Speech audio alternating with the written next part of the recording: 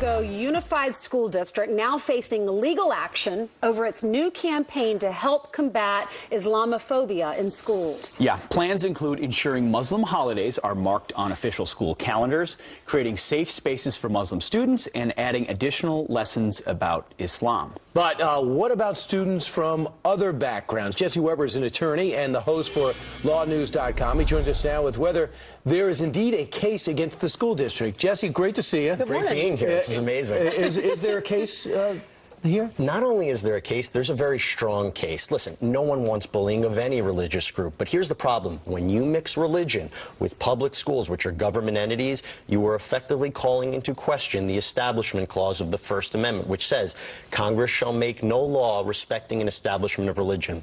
What does that mean for schools?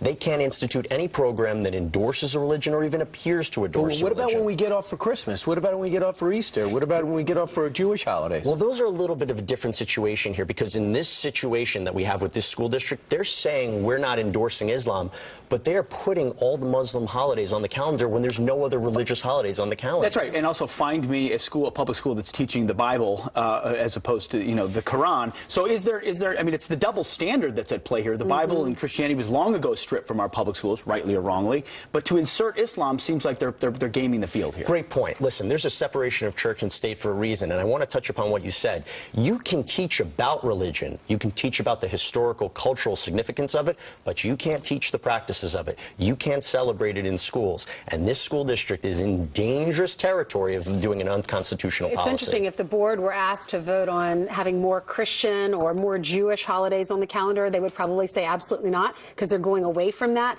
But when it's a campaign to teach against Islamophobia, then they all voted unanimously. Yes, we'll do this. We'll support this, because that's the PC thing to do. But now parents are fighting back. They're saying we're tired of this. It's not fair. Well, right. They want to have a secular purpose, meaning we're trying to combat bullying. You know what would have been better? Doing a comprehensive anti-bullying campaign about religious tolerance. Let's see what CARE says.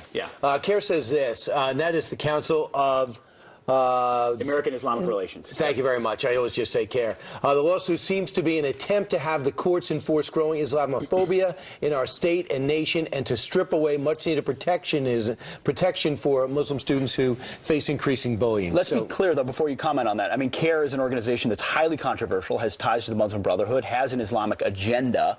So you got to take it with a grain of salt. A big one. Listen, that wasn't the great point. It wasn't actually mentioned in the lawsuit, their connections, but it will come out. And when you have a religious organization in a partnership with a school, a government entity, this is what raises these questions. And I hear what their criticism is, but the problem is it's not about that. This is about separation of church and state, which is enamored in our Constitution. So, Jesse, what's going to happen now? These 6 parents are suing. What happens next? This is going to be, this is what I say, either this goes to court or they're going to settle this. There's such a way to change this. Do a comprehensive. And by the way, we have to really address this, because by 2050, they say Islam will be the #1 religion in America. And not in America, in the world by 2050, but it'll double in America by 2050 as well. I mean, this is going to be something we're going to face more and more. And a secular purpose, it was a great point. Bullying is always the gateway for inserting these types of things. Give me the evidence that mass bullying is occurring in these schools. Well, here's the problem. They say that there's rampant Islamophobia in the school district, but there are reports that it's really not that big to justify use of this policy.